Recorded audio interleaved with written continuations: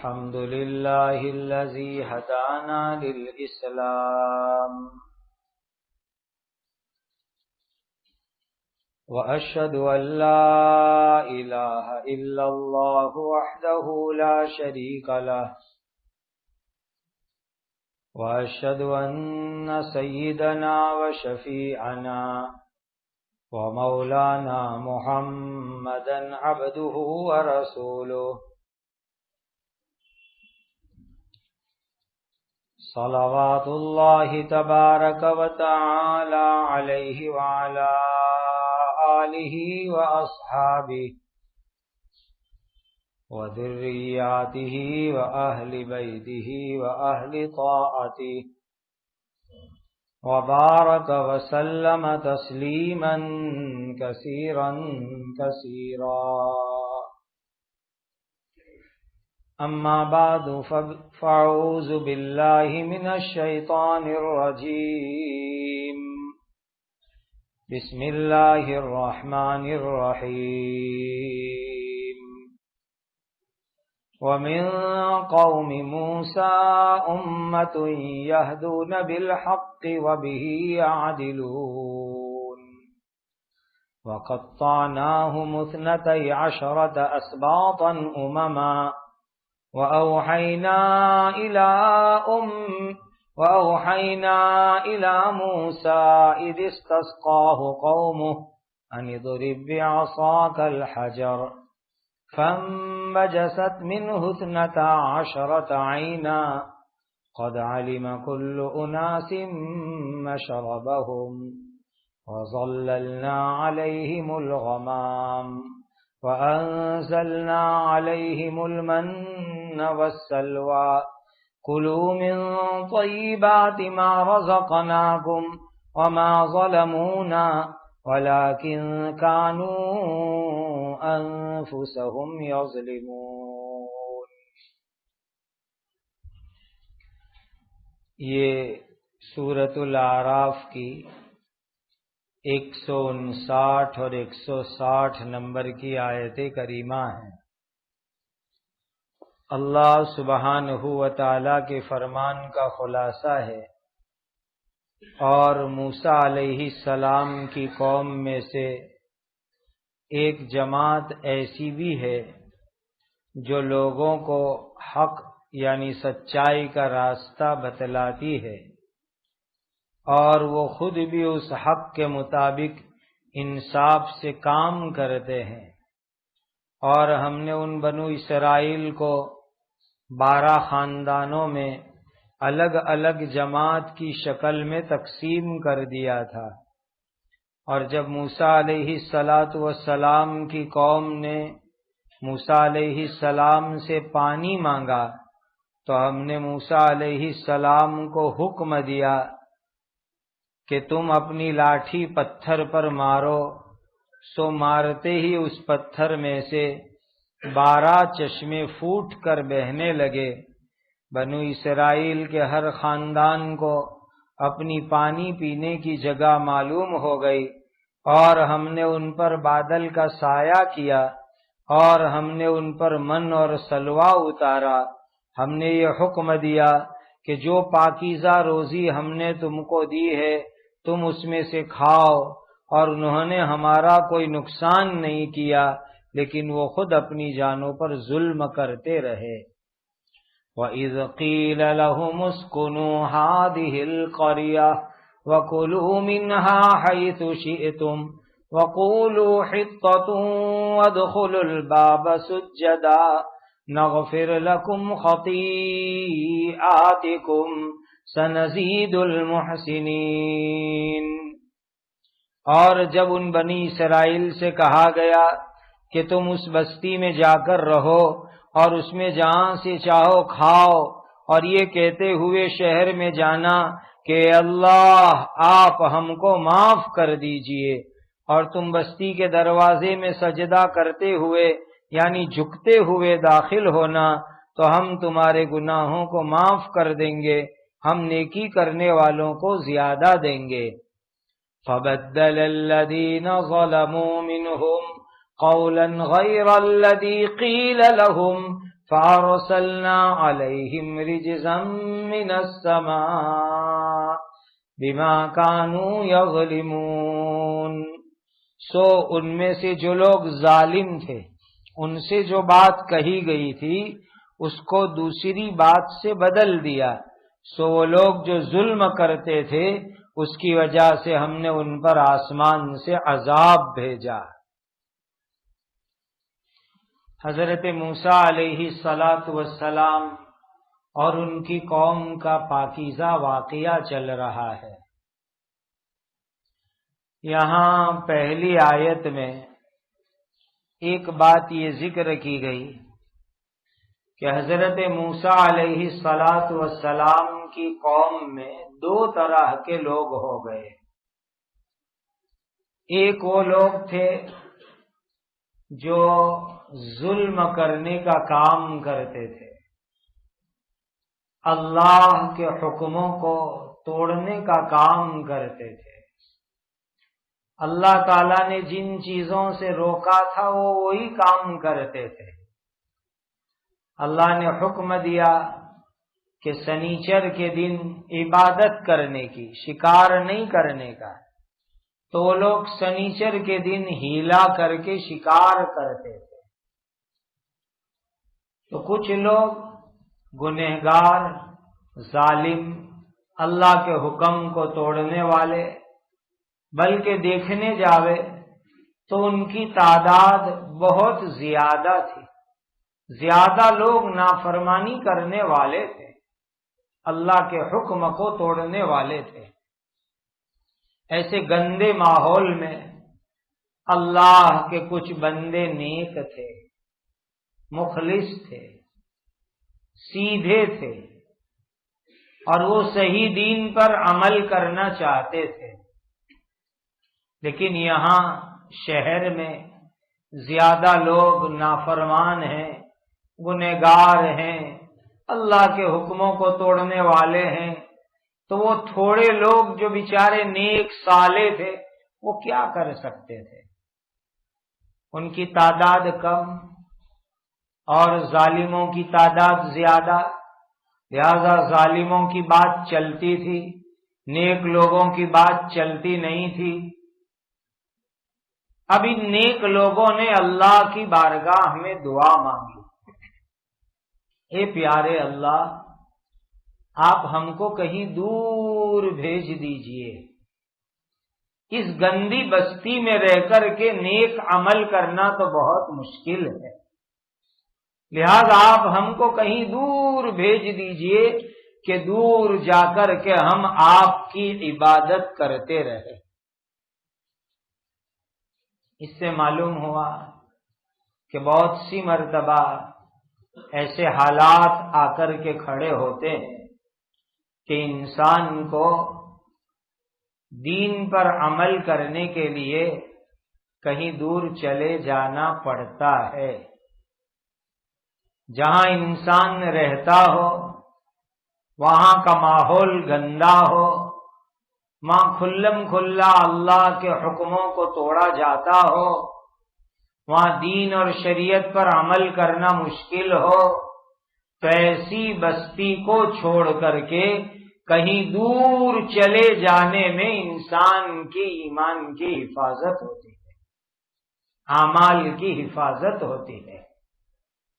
تو یہ اللہ کے جو نیک صالح بندے تھے بنو اسرائیل کے، انہوں نے دعا مانگی کہ اللہ آپ ہم کو کہیں دور بھیج دیجئے تاکہ ہم دور جا کر کے آپ کی عبادت کریں۔ اللہ تعالیٰ نے ان کی دعا کو قبول فرما لیا، اور وہاں بستی میں جو گنہگار لوگ تھے ان پر اللہ کا عذاب آیا۔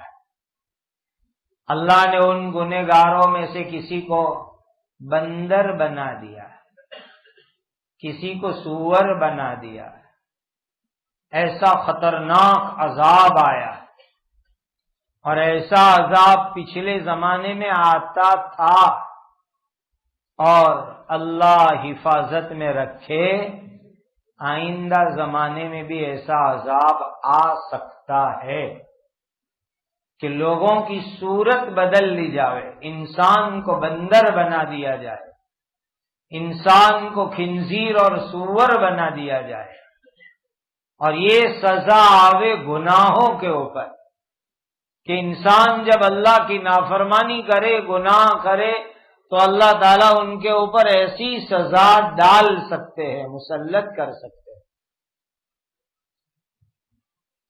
تو ان لوگوں کی دعا قبول ہوئی، ظالموں پر اللہ کا عذاب آیا، اور یہ جو تھوڑے بہت نیک صالح لوگ تھے ان کو اللہ تعالیٰ نے دور بھیج دیا۔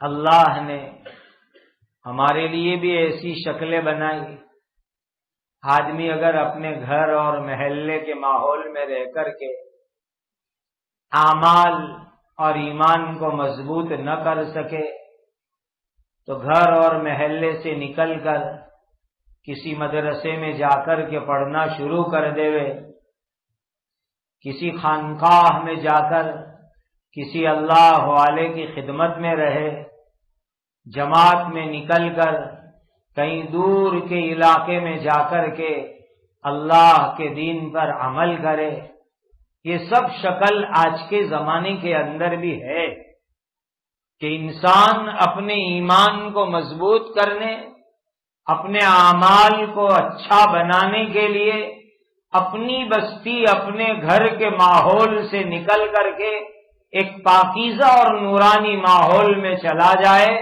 تو اللہ تعالیٰ اس کو ایمان اور اعمال کی دولت سے نواز دیتے۔ اب ان کی دعا قبول ہوئی تو اللہ نے ان نیک لوگوں کو کہاں پہنچایا؟ دنیا کا جو مشرقی علاقہ ہے، پورو علاقہ، جدھر سے سورج نکلتا ہے، اس علاقے میں دور دور دنیا میں اللہ نے ان کو بھیج دیا، اتنا دور کہ وہاں تک سفر کرنے میں 1.5 سال لگ جاوے، اتنا دور اللہ تعالیٰ نے ان کو بھیج دیا۔ یعنی انسان اگر اپنے وطن سے نکلے تو سفر کرتے کرتے کرتے کرتے 1.5 سال کے بعد جہاں پہنچے، اتنے دور کے علاقے میں اللہ نے ان نیک لوگوں کی جماعت کو پہنچا دیا، اور دنیا کے مشرقی کنارے میں، پورو دشا میں، بالکل اخیری دنیا پر، اور وہ لوگ وہاں جا کر بس گئے، جنگلوں میں کہیں اپنی چھوٹی سی آبادی بنا لی، چھوٹا سا گاؤں بنا لیا، نیا گاؤں آباد کر دیا، اور وہاں جا کر کے اللہ کی عبادت میں مشغول ہو گئے اور ایمان پر جم گئے اور اللہ کی عبادت کرنے لگے۔ اور یہاں وطن میں، ملک شام میں ظالموں پر بڑا خطرناک عذاب آیا، اور اللہ تعالیٰ نے ایسے لوگوں کو ہلاک کر کے ختم کر دیا۔ اب یہ لوگ جو نیک صالح لوگ دور دنیا میں، مشرق میں، پورو دشا میں چلے گئے تھے، تو وہاں جا کر انہوں نے اپنا نیا شہر آباد کیا، تو ان کی نسل در نسل چلنے لگی، ایک کے بعد ایک ان کی پیڑھی اور خاندان آنے لگے، بوڑھے لوگ مرتے، جوان آتے، جوان بوڑھے ہوتے، وہ مرتے، پھر جوان آتے، بچے ہوتے، یہ سلسلہ ان کا چلنے لگا۔ لیکن وہ صدیوں کی صدیاں گزر گئی، ہزاروں برس گزر گئے، لیکن ایمان اور اعمال پر پکے مضبوط ہو کر کے جم گئے، ایسے جم گئے کہ حضرت نبی کریم صلی اللہ علیہ وسلم کا مبارک زمانہ آیا۔ اب اندازہ لگاؤ کہ حضرت موسیٰ علیہ السلام کا زمانہ اور حضرت محمد الرسول اللہ صلی اللہ علیہ وسلم کا مبارک زمانہ، دونوں میں ہزاروں سال کا فاصلہ ہے، صدیوں کی صدیوں کا فاصلہ ہے، لیکن یہ لوگ دنیا کے مشرقی علاقے میں جا کر کے اطمینان سے اللہ کی عبادت میں لگے رہے۔ سینکڑوں ہزار سال گزرے، اس کے بعد نبی کریم صلی اللہ علیہ وسلم کو اللہ نے اپنا آخری نبی بنایا۔ نبی بننے کے کچھ سال کے بعد حضور کو معراج نصیب ہوئی۔ یہ روایت امام قرطبی نے اپنی تفسیر میں نقل کی ہے۔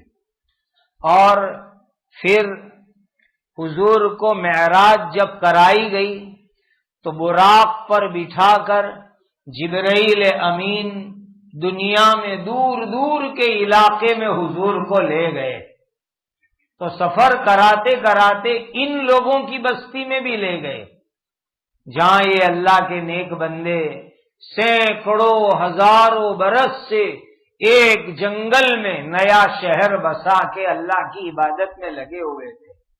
حضرت جبرائیل امین نبی کریم صلی اللہ علیہ وسلم کو وہاں لے گئے، ان کی حضور سے ملاقات ہوئی تو سب نیک لوگ تھے، فوراً نبی کریم صلی اللہ علیہ وسلم پر ایمان لے آئے۔ اس لیے کہ جب کوئی نیا نبی آ جائے تو اس نبی کی نبوت پر ایمان لانا ضروری ہو جاتا ہے۔ ان لوگوں کا ایمان حضرت موسیٰ علیہ السلام پر تھا، اور اب نبی کریم صلی اللہ علیہ وسلم نبی بنا دیے گئے، اسی لیے ان لوگوں کے لیے ضروری تھا کہ اب وہ حضرت محمد الرسول اللہ صلی اللہ علیہ وسلم پر ایمان لے آئے۔ تو حضور جب معراج کی رات میں پہنچے تو انہوں نے فوراً ایمان کو قبول کر لیا، اور حضور نے ان کو قرآن کی کچھ صورتیں سکھائی، اس لیے کہ اس وقت تک ابھی پورا قرآن اترا نہیں تھا۔ جو قرآن آیا تھا اس میں سے کچھ صورتیں حضور نے ان کو یاد کرائی۔ اب یہ رہتے ہیں دنیا میں بہت دور کے علاقے میں، تو نبی کریم صلی اللہ علیہ وسلم نے ان کو ایک سوال کیا کہ بتلاؤ تمہارا گزران زندگی کا کیسے چلتا ہے یہ جنگل میں؟ کیا کھاتے ہو، کیا پیتے ہو، کیسے تمہاری زندگی چلتی ہے؟ ایک سوال حضور نے یہ کیا۔ دوسرا سوال نبی کریم صلی اللہ علیہ وسلم نے یہ کیا کہ اچھا بتلاؤ تمہاری یہاں کوئی چیز تولنا ہوئے، ناپ کر کے دینا ہوئے تو اس کے لیے ترازو کیسی ہے اور اس کے لیے ماپ کیسا ہے، وہ ذرا مجھے بتلاؤ۔ جیسے ہمارے یہاں دودھ کے لیے لیٹر کا، 500 گرام کا، 100 گرام کا، کیروسین کے لیے ناپ ہوتا ہے، وزن کرنے کے لیے کلو، 10 کلو، 1 من، 20 کلو کا ماپ ہوتا ہے، ٹن کا ماپ ہوتا ہے۔ تو تمہارے یہاں کون سا ماپ چلتا ہے ذرا بتلاؤ۔ تو اس قوم کے لوگوں نے بڑا عجیب جواب دیا ہے، کہنے لگے ہماری زندگی کیسے گزرتی ہے، ہم کھیتی کرتے ہیں، اور جب کھیتی تیار ہو جاتی ہے تو ہم اناج کاٹ کر کے گھر نہیں لاتے، وہیں کھیتوں میں، باڑیوں میں، جنگل میں ایک جگہ جمع کر دیتے ہیں۔ سب کھیتی والے، سب باڑی والے، سب لوگ، کوئی بھی اناج اپنے گھر نہیں لاتا، سب کاٹ کر کے ایک جگہ کے اوپر جمع کر دیتے ہیں۔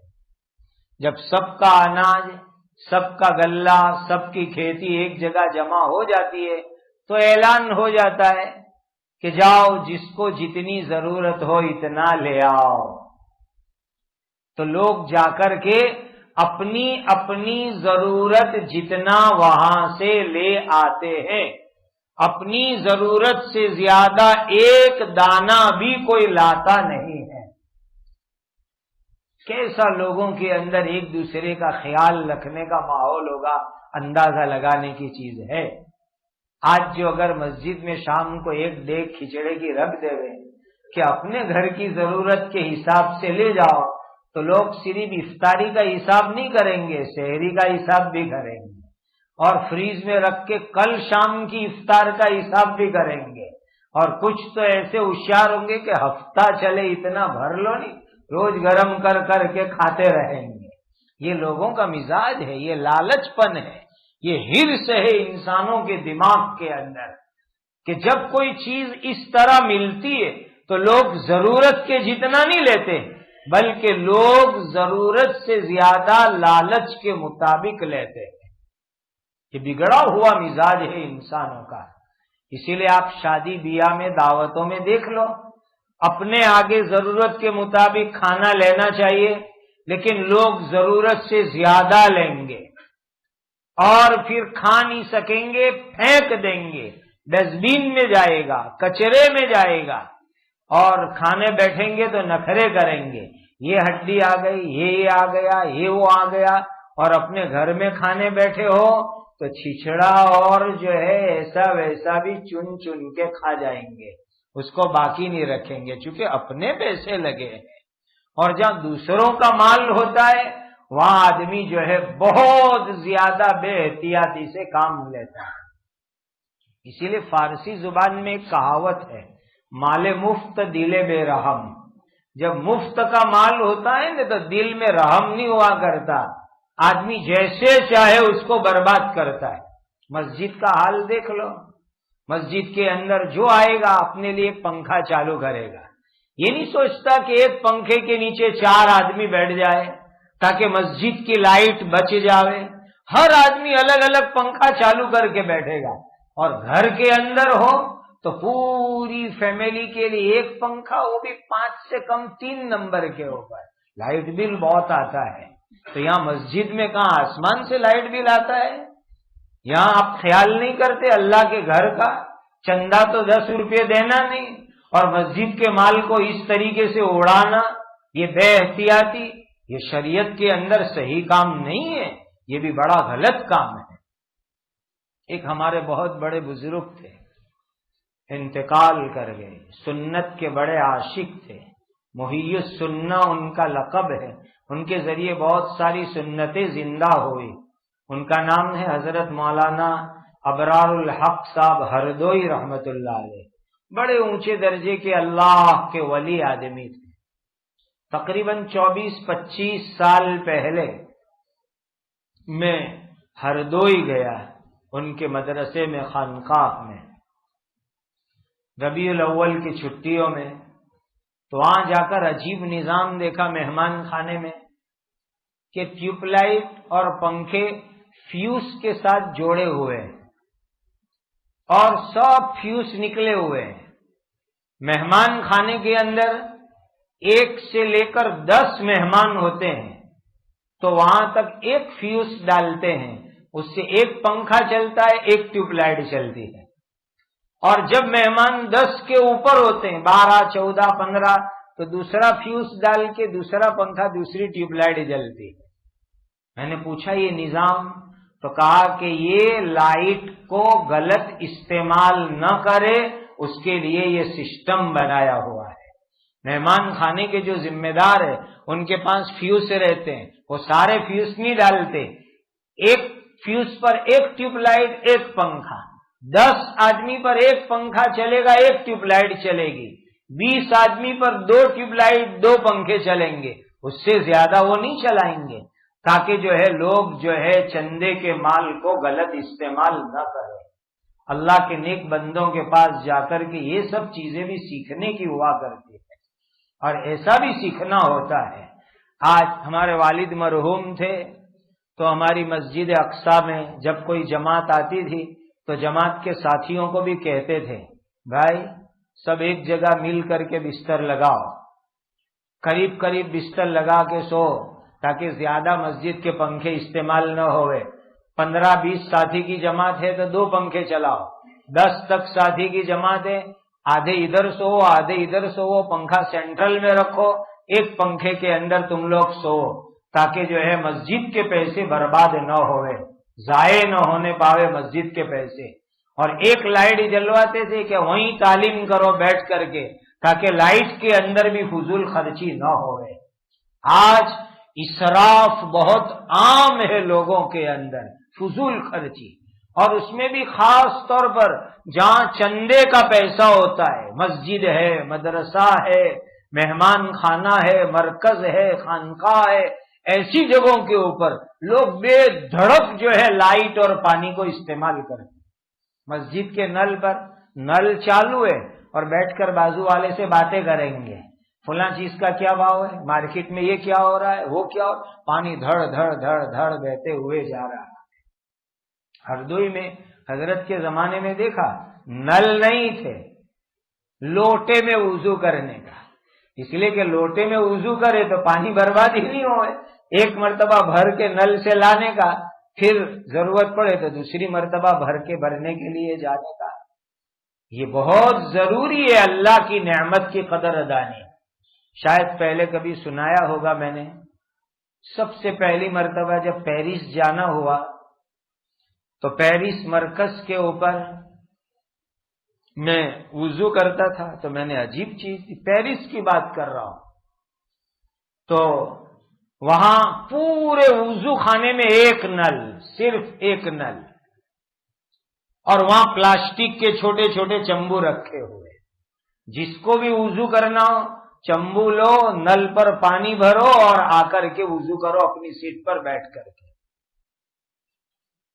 میں نے پوچھا مسجد کے ذمہ داروں سے، شاید 4-5 روز پہلے سفر میں رہے تھے، پھر بعد میں بھی الحمدللہ سفر ہوئے پیرس کے، تو میں نے پوچھا مسجد کے ذمہ داروں کو کہ یہ سسٹم کیا ہے یار؟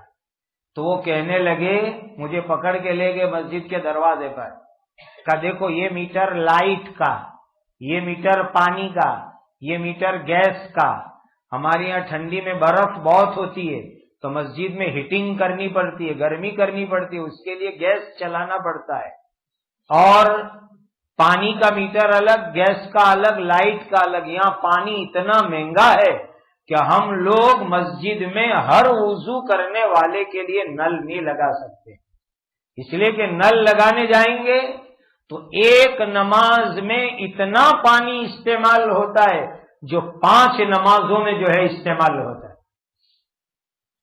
اسی لیے ہم نے لمیٹیشن کر دیا کہ نل لگا دیا ایک، اور لوگوں کو کہا چمبو بھر بھر کے لے کے بیٹھو، تو اب جو ہے پانی کنٹرول میں آ گیا کہ پورے دن کے اندر جو ہے بہت کم پانی ماپ سے استعمال ہوتا ہے، اور مسجد کے اوپر زیادہ پانی کا بل آتا نہیں ہے۔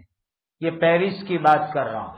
پھر ایک دن دوسری مسجد کے اندر بیان تھا تو میں وہاں گیا، تو وہاں بھی جا کر کے دیکھا پیرس میں، وہاں بھی یہی سسٹم کہ پانی کے لیے نل نہیں، آپ جو ہے بوتل میں پانی لو، اور ایک وضو کرنے والے کو ایک بوتل پانی بھرنے کا چانس دیا جاتا ہے، چھوٹی سی بوتل 1.25 لیٹر کی تقریباً، کل لو جاؤ اور اس میں وضو کر کے جو ہے تم اپنا کام کرو۔ آج ہم لوگ اللہ کی نعمتوں کے بارے کے اندر بڑے ناشکرے ہیں، بڑے ناقدرے ہیں، نعمت کو بے دھڑک ضائع اور برباد کرتے ہیں۔ تو یہ بات ہوئی، نبی کریم صلی اللہ علیہ وسلم نے ان کو پوچھا تو ان لوگوں نے کتنا پیارا جواب دیا کہ ہمارے یہاں جب کھیتی، اناج، غلہ سب تیار ہو جاتا ہے تو ہم لا کر کے ایک جگہ جمع کر دیتے، جس کو جتنی ضرورت ہو اتنا ہی اپنے گھر لے جاتا ہے۔ اسی لیے ہم لوگوں کو ترازو اور ناپ بنانے کی ضرورت ہی نہیں پڑی آج تک، اس لیے کہ ترازو کی ضرورت اس کو پڑے جس کو تول کے کچھ دینا ہو۔ یہاں تو ہمارے یہاں کوئی چیز بیچی جاتی نہیں ہے، اسی لیے تولنے کی ضرورت نہیں، اسی لیے ہمارے یہاں کسی کے پاس ترازو بھی نہیں ہے اور کوئی ناپ کرنے کی جو ہے چیز بھی نہیں ہے۔ پھر نبی کریم صلی اللہ علیہ وسلم نے دوسرا سوال کیا کہ تمہارے یہاں کوئی جھوٹ بولتا ہے؟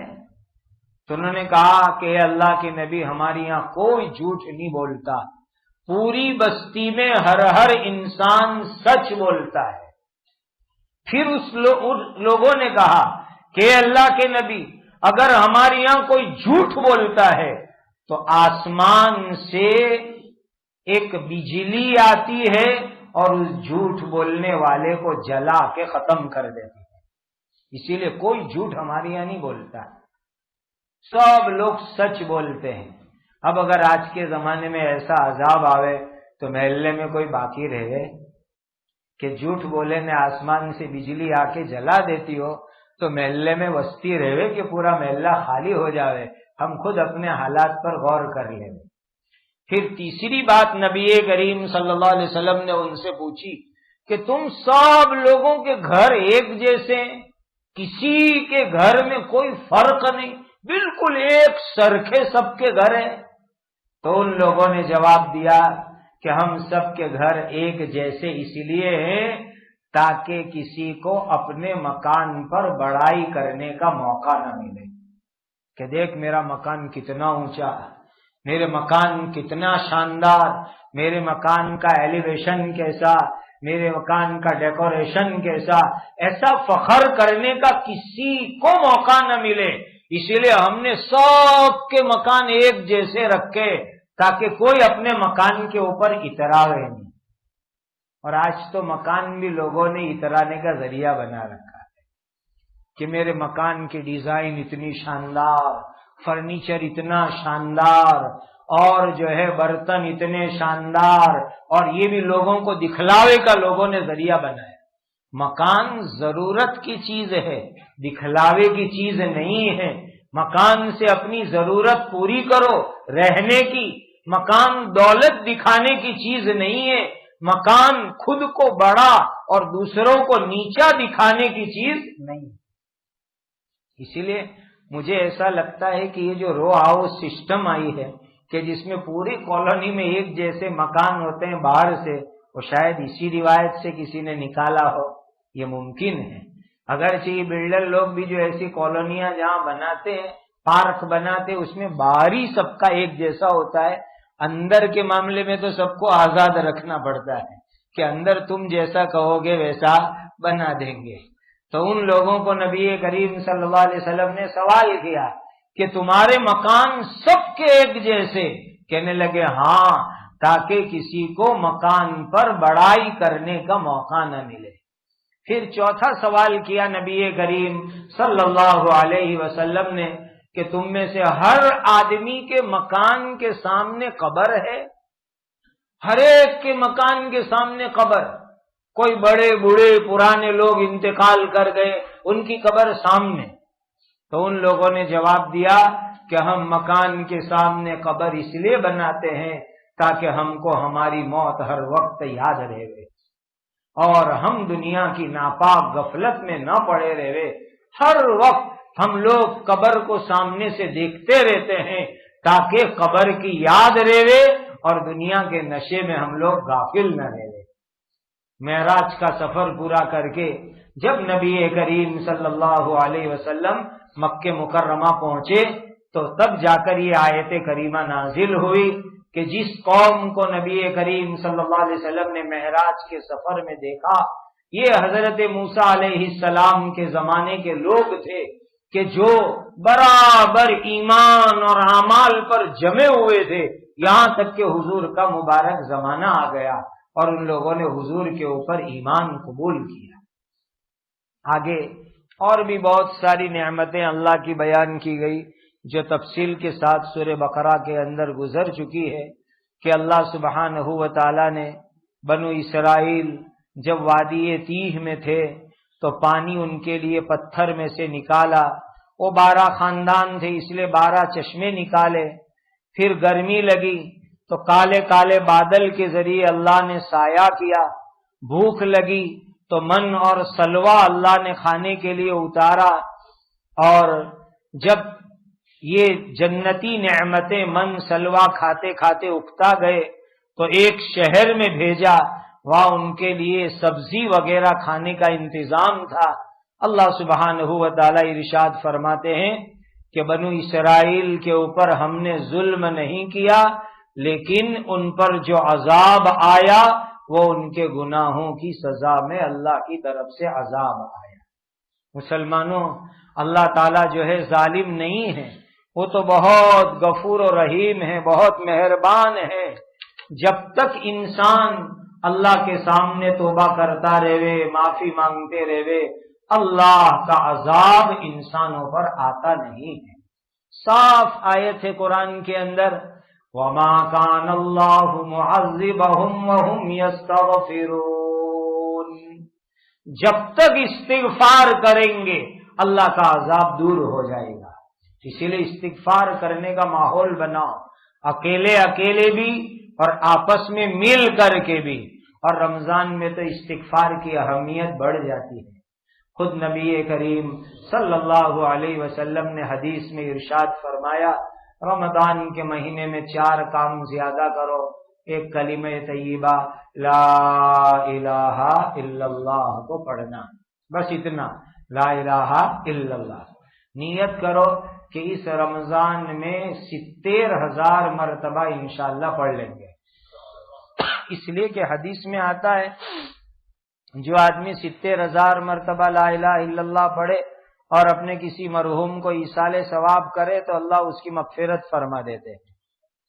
تو ہم اپنے لیے جمع کروا دے تو انشاءاللہ ہماری مغفرت بھی پکی ہو جائے گی.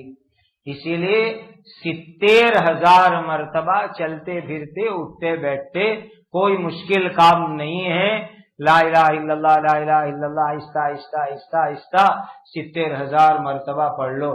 اور دوسری چیز اپنے گناہوں پر اللہ تعالی سے معافی مانگو.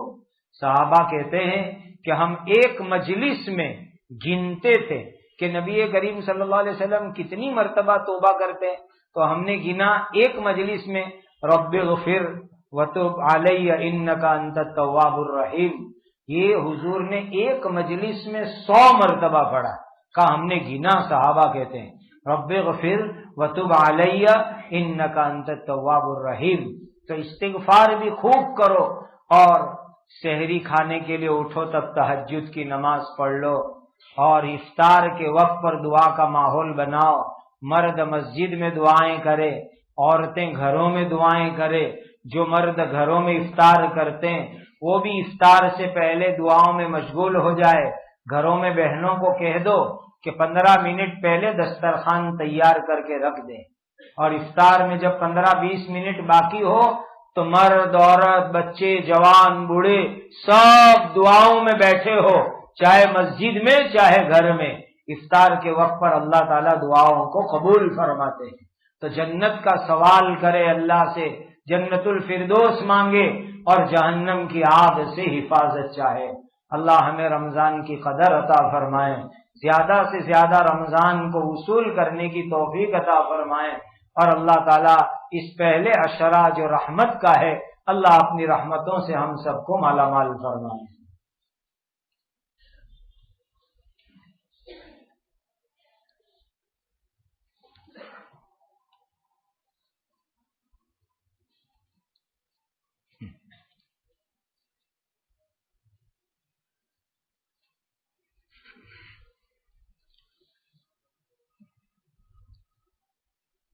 یہ سوال کرنے والا بھی عجیب ہے. نیچے لکھا ہے کون سوال کرنے والا تھا؟ کہ ایک ضرورت مند آدمی سوال کر رہا ہے. ایسا سب نہیں لکھنا چاہیے، مناسب بات نہیں ہے. اللہ تعالیٰ سے ہمیشہ اچھی امیدیں رکھا کرو. سوال یہ ہے کہ ایک آدمی نے گھر کے باندھنے کے لیے پیسے جمع کرتا ہے. ابھی گھر باندھنے کا ارادہ ہے اور وہ پیسے جمع کر رہا ہے. یہ پیسے اگر نصاب کے برابر ہو گئے ہیں اور اس کے اوپر کوئی قرض نہیں ہے تو اس کے اوپر زکوٰۃ نکالنا فرض ہے. اس لیے کہ یہ پیسے پوری اس کی ضرورت سے زیادہ ہے تو ہی تو جمع کیے. اگر ضرورت کے مطابق نہ ہوتے تو ضرورت میں خرچ کر ڈالتا ہے. لیکن سائٹ پر جمع کرنے کا مطلب ضرورت سے زیادہ ہے. تو اگر وہ نصاب کے برابر ہو جاتے ہیں تو زکوٰۃ نکالنا اس کے اوپر فرض ہوگی.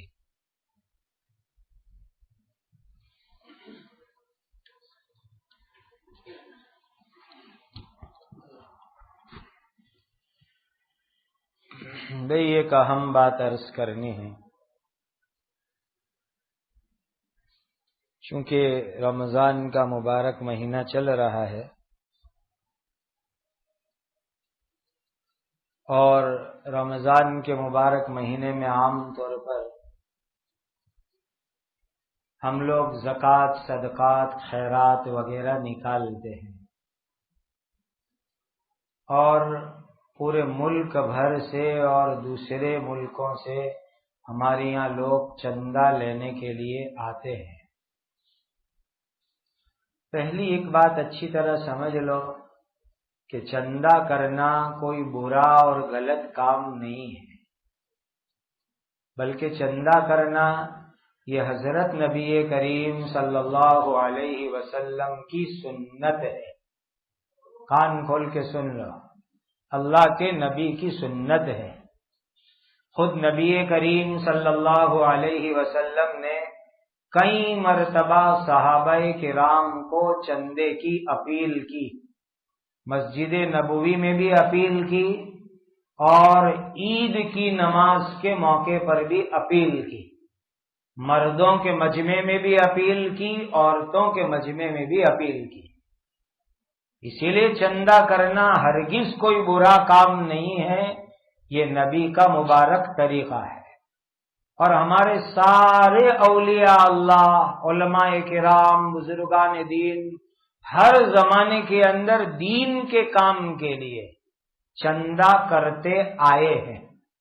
اسی لیے کسی کو چندہ کرتے ہوئے دیکھو، اعلان کرتے ہوئے دیکھو تو اس کے بارے میں ہمارے دل کے اندر غلط جذبہ نہیں آنا چاہیے، انسلٹ کا انداز نہیں آنا چاہیے، توہین تذلیل کا انداز نہیں آنا چاہیے۔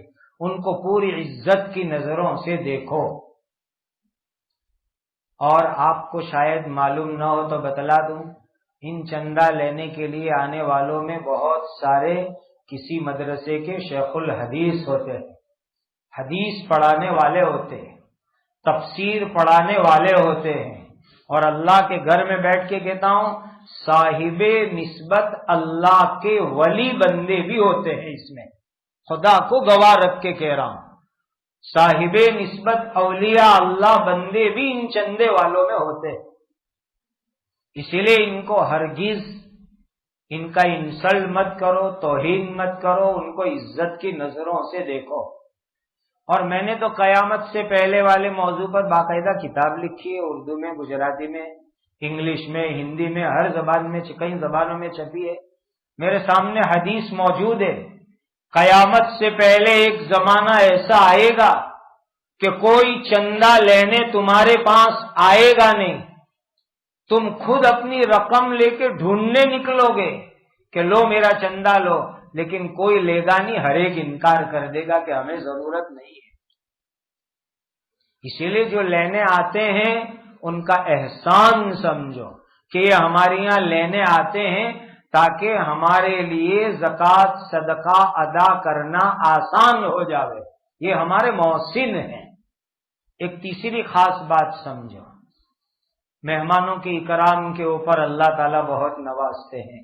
حدیث میں نبی کریم صلی اللہ علیہ وسلم نے فرمایا من کان یؤمن باللہ والیوم الآخر فلیکرم ضیفہ او کما قال علیہ الصلاۃ والسلام، جو اللہ پر اور قیامت کے دن پر ایمان رکھتا ہو اس کو چاہیے کہ مہمان کا اکرام کرے۔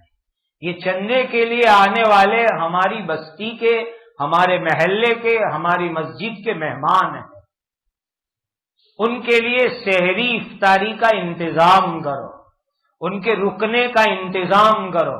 ہم نے فضائل اعمال میں، فضائل رمضان میں حدیث سنی، کوئی کسی کو افطار کراوے کتنا بڑا ثواب ملتا ہے۔ یہ کتنا اچھا موقع ہے کہ ان آنے والے پردیسی بے سہارا لوگوں کو ہم لا کر جو ملا وہ کھلا دیا، اور اس کے اوپر ہم کو اللہ افطار کرانے کا کتنا بڑا ثواب عطا کریں گے، کتنی بڑی نیکی عطا کریں گے اللہ تعالیٰ۔ یہ ثواب اور جنت کمانے کا موقع ہے۔ چوتھی بات، ایک جگہ میں نے دیکھا کہ کچھ کم عمر لڑکے، نوجوان قسم کے، دو تین چندے والے عالموں کو ڈانٹ رہے تھے۔ میں نے پوچھا کیوں ڈانٹ رہے ان کو؟ تو کہا یہ ظہر کی نماز کے بعد مسجد کے حوض پر بیٹھ کے کیلے کھا رہے ہیں۔ میں نے کہا رک جاؤ، تم کو مسئلہ معلوم ہے؟ اللہ نے قرآن میں کیا فرمایا؟ جو آدمی سفر میں ہو اور روزہ نہ رکھے کوئی گناہ نہیں اس کے اوپر، وہ رمضان کے بعد اس کی قضا کر لے۔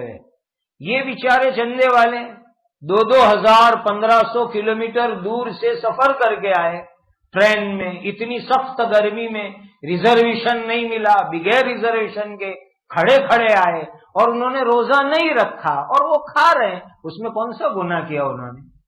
کوئی گناہ نہیں کیا انہوں نے، یہ قرآن کی بات بتلا رہا ہوں، کوئی گناہ نہیں کیا انہوں نے۔ اس پر تم کون ہوئے ڈانٹنے والے؟ اللہ نے اجازت دی ہے اور تم کون ہوئے ڈانٹنے والے؟ اگر یہ سفر کی وجہ سے، گرمی کی وجہ سے، اتنی لمبی چوڑی تکلیف اٹھانے کی وجہ سے اگر روزہ نہیں رکھا، بعد میں قضا کر لیں گے، تو ان کو ڈانٹنے کا ہم کو کوئی حق نہیں پہنچتا۔ ہاں، وہ جب یہاں آ گئے، آرام ہو گیا، پھر دوسرے دن شہر میں کام کرنا ہے، تو ان کے لیے بہتر ہے کہ وہ روزہ رکھ لے گئے۔ باقی اتنے لمبے سفر سے اتنی گرمی میں اگر وہ روزہ نہ رکھے تو کوئی گناہ نہیں، ذرہ برابر گناہ نہیں۔ اسی لیے اگر کسی نے روزہ نہ رکھا ہو سفر کی وجہ سے تو ان کو ڈانٹنے کا ہم کو کوئی حق نہیں بنتا۔ ایک پانچویں بات کام کی عرض کر دوں، ان چندہ والوں کے پاس جو ہمارے مدرسے ایسے ہیں کہ جن کو ہم پہچانتے ہیں، جانتے ہیں، جیسے ہمارے گجرات کے سب مدرسوں کو ہم لوگ جانتے ہیں، ایک طرف سے لے کر کے دوسرے کنارے تک تقریباً سب مدرسوں کو ہم جانتے ہیں، چھوٹے بڑے۔ تو ان مشہور مدرسے جن کو ہم جانتے ہیں، اور اس کے علاوہ گجرات باہر کے بڑے بڑے مدرسے، دارالعلوم دیوبند ہے، مظاہر العلوم سہارنپور ہے، ندوۃ العلماء لکھنؤ ہے، جمعیت علماء ہے، یہ ہمارے وہ ادارے ہیں کہ جن کو پورا ملک نہیں پوری دنیا جانتی ہے، اور یہ 100 150 پونے 200 سال سے پوری امت کی دین کی خدمت کر رہے ہیں۔ تو جو یہ ہمارے دینی ادارے ہیں، مدرسے ہیں، تنظیمیں ہیں، جن کو ہم جانتے ہیں، وہاں سے اگر کوئی چندہ لینے کے لیے آتا ہے تو اس کے پاس کوئی تصدیق نامہ مانگنے کی ضرورت بالکل نہیں ہے۔ ہاں، بس اتنا پروف ہو جاوے کہ یہ واقعتاً دارالعلوم دیوبند سے آئے ہیں، یہ حقیقت میں ڈاویل سے آئے ہیں۔ اور آج تو فون کا زمانہ ہے، آپ لوگ جو فون کرو گے تو اس میں ایک پیسہ بھی نہیں کٹے گا، اس لیے کہ اب تو اسکیم والے فون ہیں سب کے پاس تقریباً، تو ایک فون کر کے معلوم کر سکتے کہ بھئی آپ کے یہاں سے یہ مولانا صاحب آئے، کافی ہے۔ تو ایسے مشہور جو ہمارے ادارے ہیں، مدرسے ہیں، اس کو چندہ دینے کے لیے کوئی تصدیق کی ضرورت نہیں، ان کو آنکھ بند کر کے اللہ کے نام پر چندہ دے دو، آپ کا چندہ انشاءاللہ صحیح جگہ کے اوپر پہنچ جائے گا۔ اور جو مشہور مدرسے ہیں، مثلا دارالعلوم دیوبند، سہارنپور، تو وہاں کے جو چندہ لینے والے ہیں وہ تو 25 30 سال سے ایک ہی آتے ہیں، پہلے ایک آتے تھے، ان کا انتقال ہو گیا، اب ان کے بیٹے آتے، سب جانتے ہیں، کوئی نئے آدمی نہیں ہے، برسوں برس سے، تو اس میں کسی کے تصدیق نامے کی ضرورت نہیں، بغیر تصدیق کے آنکھ بند کر کے ان کو چندہ دو۔ اور جن مدرسوں کو ہم جانتے نہیں ہیں، جن کا نام آج تک سنا نہیں، تو ان کے بارے میں ہمارے کسی بھی عالم دین، جس عالم دین کو ہم جانتے ہیں اور جس عالم دین پر ہم کو بھروسہ ہے، اور جو ہمارے مدرسے اور ادارے وہاں کی تصدیق ہوگی، وہ دیکھ کر کے ان کو چندہ دے دو۔ تو جن مدرسوں کو ہم نہیں جانتے، نہیں پہچانتے، ان کے لیے ہمارے جاننے والے عالموں میں سے یا ہمارے جاننے والے مدرسوں میں سے کوئی بھی تصدیق لے کر کے آئے، ان کو چندہ دے دو۔ اس طرح ان کے ساتھ حسن سلوک کرو، یہ دین کی خدمت کرنے والے ادارے ہیں، ان کی برکت سے ملک میں ایمان اور اسلام زندہ ہے، اور اگر آپ نے ان کی ناقدری کی تو ان آنکھوں نے اپنی آنکھ سے دیکھا بخارا سمرقند کے اندر کہ جہاں سے پوری دنیا کو بخاری شریف ملی، آج وہاں پر جو ہے کلمہ پڑھنے والے ڈھونڈنے سے نہیں ملتے، قرآن پڑھنے پڑھانے والے نہیں ملتے، وہ لوگ قرآن کے نسخوں کو دیکھنے کے لیے ترس اور تڑپ رہے۔ اللہ ان دینی اداروں کو سلامت رکھے، مدرسوں کو باقی رکھے، ان کے ساتھ حسن سلوک کا برتاؤ کرو۔ اور میں تو ایک بات کہتا ہوں، 15-20 روپے دینے میں ہندی چندی کیا کرنے کی؟ 1,00,000 2,00,000 10,000 25-50 ہزار دینا ہو تو آدمی ہندی چندی 50 تحقیق بھی کرے، یہ دینے 50 روپے 100 روپے، اس میں کیا ہندی چندی کرنے کی؟ بسم اللہ پڑھ کے دے دینے کا، انشاءاللہ جو ہے وہ پیسہ ضائع ہونے والا نہیں ہے۔ اللہ تعالی ہمیں صحیح سمجھ عطا فرمائے اور ان کے ساتھ حسن سلوک کرنے کی اللہ ہمیں توفیق عطا فرمائے۔ درود شریف پڑھ لو۔